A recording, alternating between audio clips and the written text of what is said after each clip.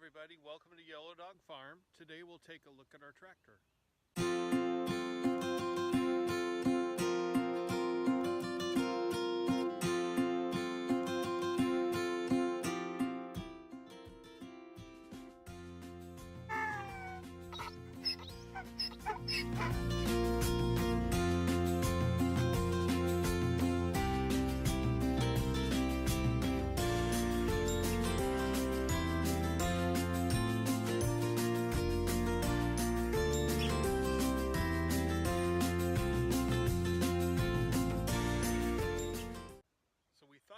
About getting a tractor when we purchased the farm, and there are a couple of things that were really important to us.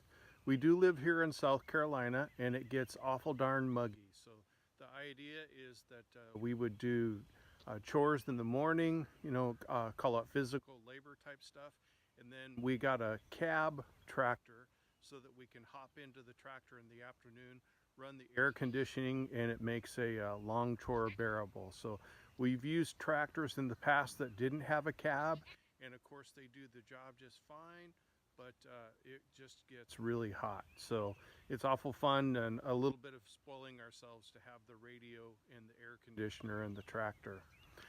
We also got four-wheel drive. The last thing we want to do is get stuck. And the other thing is that it's a 70-horse tractor.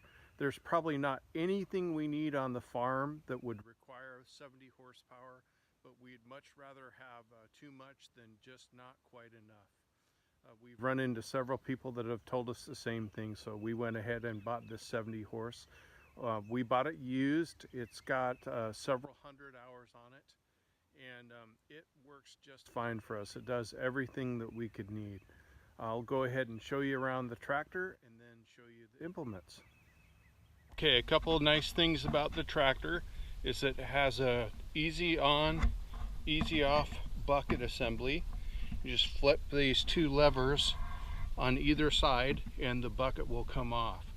The person that owned it before us put these bolts in here and a standoff so that it would always be hooked up and it wouldn't come undone. You can damage these if they're not attached properly, so they must have learned the hard way. The bucket's nice size, works great for most everything that we need to do here on our farm. And what we found is that if this bucket isn't working, we probably need some kind of an excavator. Everything's pretty darn easy to get to. You can see all the grease nipples here are easy to reach at the axles as well.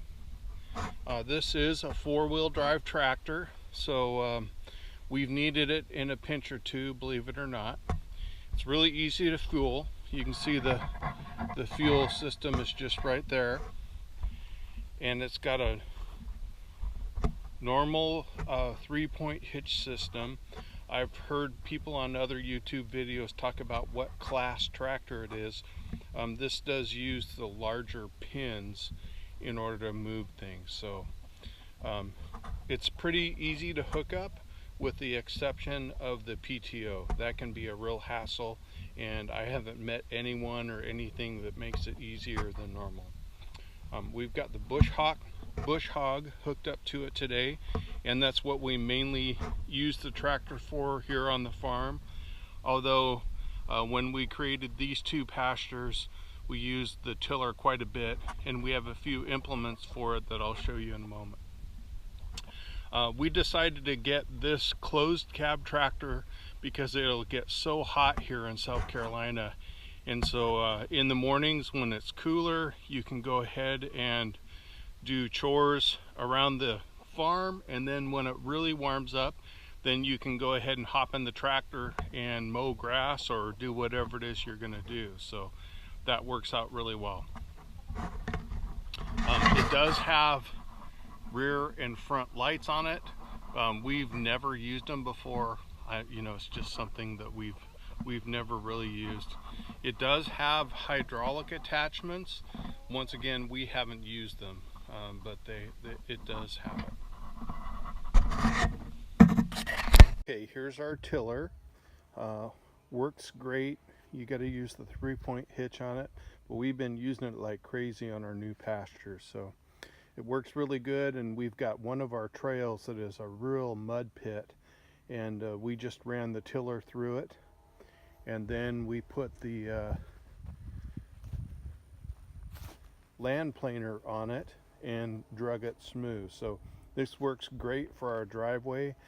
You can raise and lower those metal tines if you want to do more than just the smoothing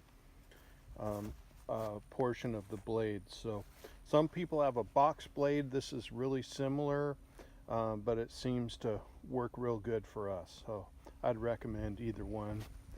And then this is our root rake. I've seen some people call it a gravel rake. We've been using it to clear those pastures, so it was something we were just picking up by hand and said enough of that, and we went ahead and got this root rake. Works great. We bought this broadcast spreader last fall to put down ryegrass, and it works fantastic. It's upside down right now, so you got that cone that feeds in whatever fertilizer or seed you want to put in, and then these pieces spin, driven by the PTO, and it casts seed or fertilizer or whatever you need really efficiently. It's kind of a guessing game to figure out what setting to put that lever on, so just kind of trial and error, and it's something that you can't do by yourself because the handle is really tough to reach. So we find that we don't run it unless both of us are here. And then we've got a set of forks where we can take the bucket off the front of the tractor and go ahead and put these forks on. So we don't use it all that often, but when we want it, we really want it. And there's all the goats. Okay, let's go get this thing fired up and get moving before the rain comes.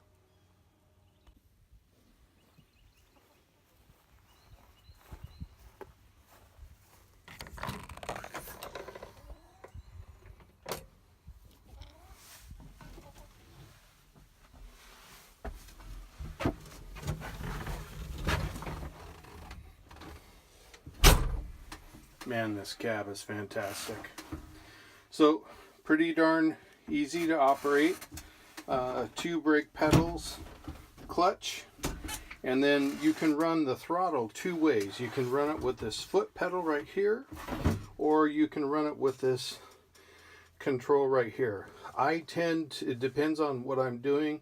If I'm scooping a bucket of a load or something, I'll use my foot so that I can use my hand to run the bucket up and down. So it just depends on what I'm doing. Otherwise, I'll just bump the throttle on here. And of course, when you're running an implement up and down the field, that works great. It's got 2 gear speeds. You can see the turtle and the rabbit. Pretty darn straightforward. The way you put it in 4-wheel drive is by just pushing this handle down, and that engages the 4-wheel drive. One thing that I wish this tractor had, and it doesn't, is a toolbox. So you can see we just got tools kind of rattling around in here. A hammer and a screwdriver that we use to drive pins, and then these wrenches we use to loosen up the bucket above. It does have 2 different controls for forward and reverse. Well, sorry, it's got 2 gears, forward and reverse on the tree here, right there, and then it's also got this gear shift over here. Now that's really important because you want to be able to put it in like if you're going to run the auger, you put it in neutral. You put it in neutral here on the tree, and then you put it in first gear in order to drive the PTO and the hydraulics. We learned the hard way that the hydraulics on the tractor don't work unless it's in gear. So we couldn't figure out why our auger wouldn't drive down into the ground, and through trial and error we figured out that it had to be in neutral on the tree and in gear here. There's the PTO handle right there, so we'll show you how to use that.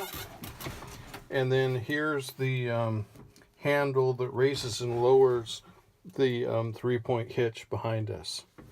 So sorry for all the swinging around and not pointing exactly right, but that's what it looks like. We'll go ahead and get moving before I melt inside this cab.